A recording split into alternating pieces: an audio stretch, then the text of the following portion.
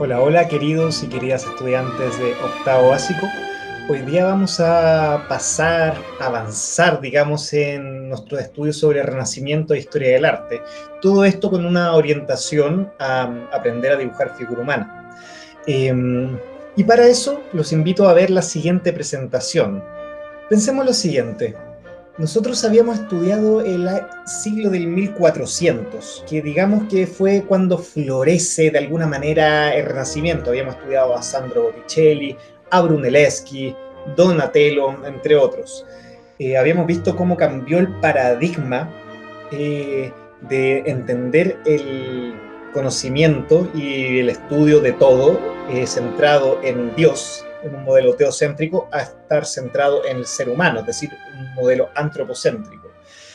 Y de alguna manera quiero orientar un poco esta cápsula a que entendamos el sentido de por qué es importante estudiar el Renacimiento hoy en día, porque no es solamente como un tema de cultura general y es un tema de entender el arte clásico, sino que creo que los artistas del Cinquecento, es decir, del 1500, tienen mucho que enseñarnos incluso hoy en día.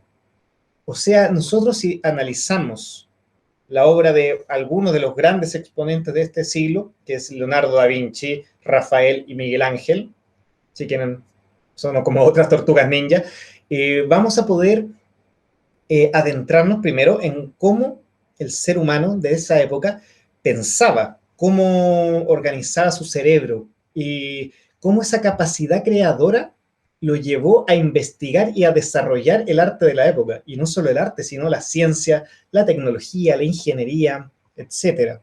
Entonces, si nosotros nos centramos particularmente en la obra de Rafael, por ejemplo, como esta que se llama La Escuela de Atenas, vamos a percatarnos cómo hay una especie de reivindicación de un conocimiento que había sido negado durante toda la Edad Media, que había sido oculto o simplemente orientado a la pura parte religiosa. Entonces vamos a poder ver al centro a grandes figuras de la filosofía, la historia y en general en la época greco-romana, digamos. Por un lado vamos a ver a Sócrates con Platón al centro, los vamos a ver que son los grandes filósofos de la antigüedad clásica. Vamos a ver ahí medio solitariamente a Heráclito, vamos a ver a todo tipo de pensadores. Aquí podríamos estar una hora completa analizando la escuela de Atenas y cómo representó a cada una de estas figuras. Pero en el fondo él quería representar al conocimiento que fue heredado a las generaciones futuras y que es el mismo conocimiento que nosotros heredamos. Tienen que pensar en esto como, tanto en el arte como en la tecnología, la ciencia, la filosofía, como una aposta, que una persona durante su vida desarrolla algo y otra más joven la toma, para que cuando esa muera se siga avanzando. Y así ha avanzado el conocimiento desde la antigüedad clásica, pensemos en el 400, 600 antes de Cristo que vivió Heráclito, por ejemplo, hasta la época de Da Vinci en el 1500, hasta el año 2020 que estamos hoy en día, 2021 en realidad. Entonces la obra de Rafael es muy llamativa en eso, en cómo rescata estas cosas. Si nosotros nos vamos, por ejemplo, a la obra de Miguel Ángel, que con mostrarla corre un poco el riesgo de caer en solamente algo sublime, algo que es casi inalcanzable. De todas maneras, creo que es importante tratar de entender el desarrollo de la obra de Miguel Ángel. Para eso vamos a ver un fragmento de un documental que se llama Miguel Ángel Infinito. Buenísimo, que recopila un poco la vida y obra de Miguel Ángel. Así que prestemos mucha atención al siguiente video.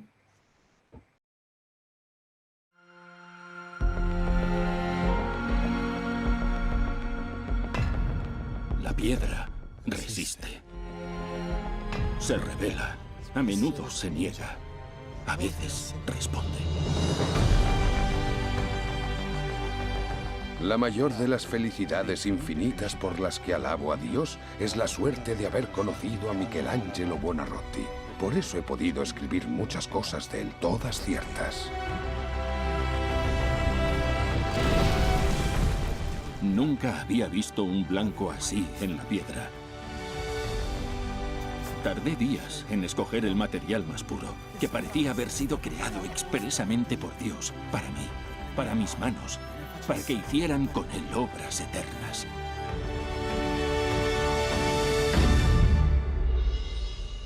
¿Entendéis ahora por qué lo han llamado siempre gigante?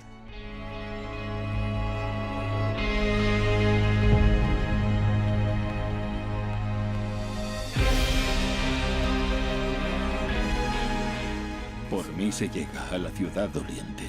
Por mí se llega al dolor eterno.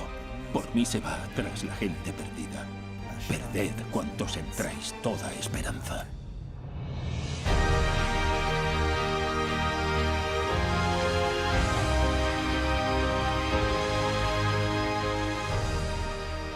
Todas las cosas sobre las que él puso su divina mano resucitaron y tuvieron vida eterna. Michelangelo, infinito. Bueno, la obra de Miguel Ángel, como pudieron ver, es una cuestión bien sobrecogedora, es bien impresionante. De hecho, es casi divino. Miguel Ángel alcanza unos niveles de perfección que muchas veces nos pueden alejar un poco del arte. Pero yo quiero plantearlo de manera inversa.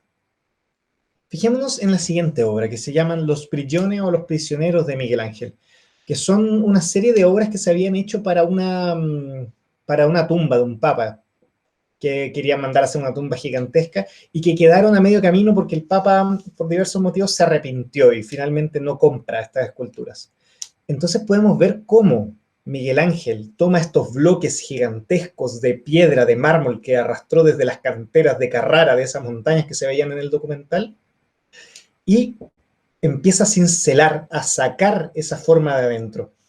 Él decía que liberaba a la forma de sus ataduras. Entonces aquí nos podemos fijar como casi parece que se estuvieran arrancando la piedra de encima de estos prisioneros. Estas obras que están inacabadas nos muestran que Miguel Ángel primero tenía todo un proceso, no es como que llegaba y terminaba la cuestión súper pulida y súper genial, sino que él realizaba estudios, realizaba la obra de a poco, iba como por capas, a pesar de que también hay que entender que Miguel Ángel esto no lo hizo a los 12 años, esto lo hizo después de los 20, cuando ya era un artista muy, muy avanzado. Sus estudios empezaron en su adolescencia, para que se hagan una idea.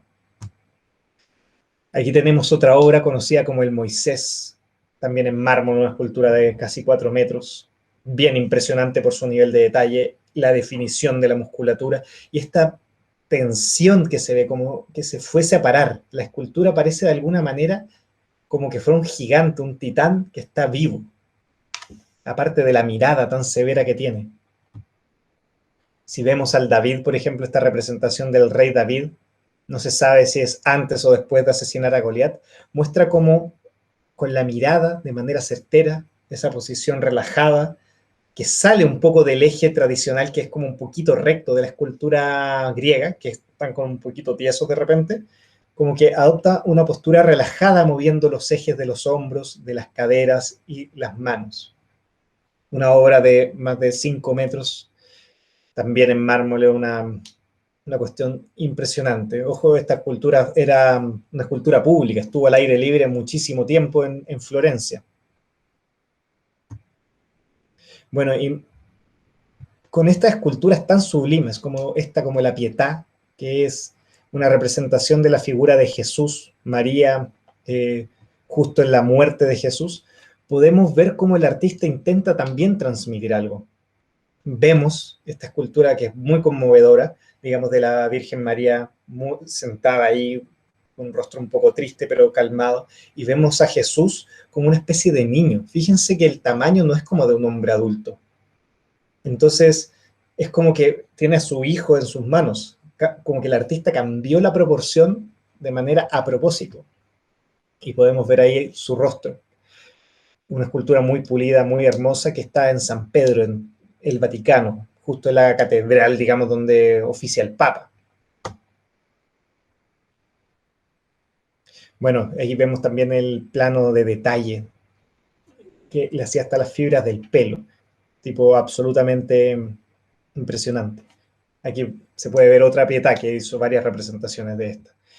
El tema es que Miguel Ángel avanzó mucho en la representación del cuerpo. Piensen que él era contemporáneo a Da Vinci, también hacía estos estudios anatómicos de revisar los cuerpos y analizarlos, abrirlos, dibujarlos y todo eso. Solamente que él lo llevó al plano de la escultura y lo llevó a un plano absolutamente sublime. Con esto, de todas maneras, como que corro el riesgo de alejar un poco el arte de ustedes, porque muchas veces vamos a querer hacer algo como Miguel Ángel y eso es prácticamente imposible. Entonces, lo que yo voy a pedir en este momento es que volvamos atrás y pensemos el proceso que llevó a Miguel Ángel a ser el mismísimo Miguel Ángel, que es el estudio de la anatomía. Y por eso estamos estudiando esto. Recordemos que el propósito de la gran mayoría de ustedes era aprender a dibujar, como que hay una necesidad nuestra de querer hacerlo. Y para eso tenemos que conocer el cuerpo. Como discutimos en clases, conocer los huesos, conocer los músculos, es lo que nos permitirá llegar a dibujar de manera más suelta, de manera más natural. Para eso, hoy día vamos a hacer 2 ejercicios. Vamos a dibujar manos, sí, que son extremadamente complejas, son una cuestión difícil, es casi tan difícil como hacer el rostro, pero hay que entender lo siguiente. Si nosotros vemos el video, vamos a ver cómo las manos hay que dibujarlas a través de ciertos ejes. Que yo dibujo primero lo que está dentro de las muñecas, después dibujo las líneas principales y luego empiezo a dibujar los huesitos. Un ejercicio muy interesante que hicieron algunos estudiantes es dibujarse en las manos dónde van los huesitos. Por ejemplo, esos huesitos redondos van como por aquí.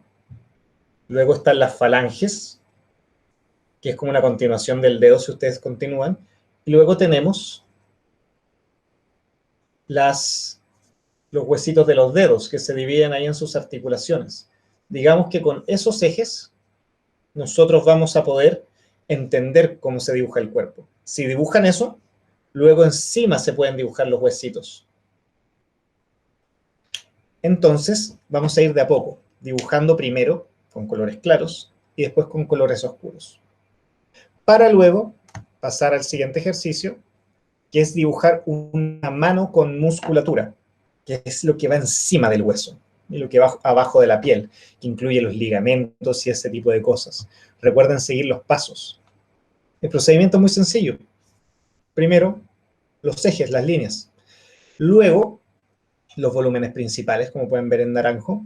Y finalmente, entran al gris y a corregir las desproporciones. ¿Sí? Ahí les quedó muy corto alargarlo. Digamos que un poco eso es la idea. Entonces, finalmente terminan con las luces y sombras.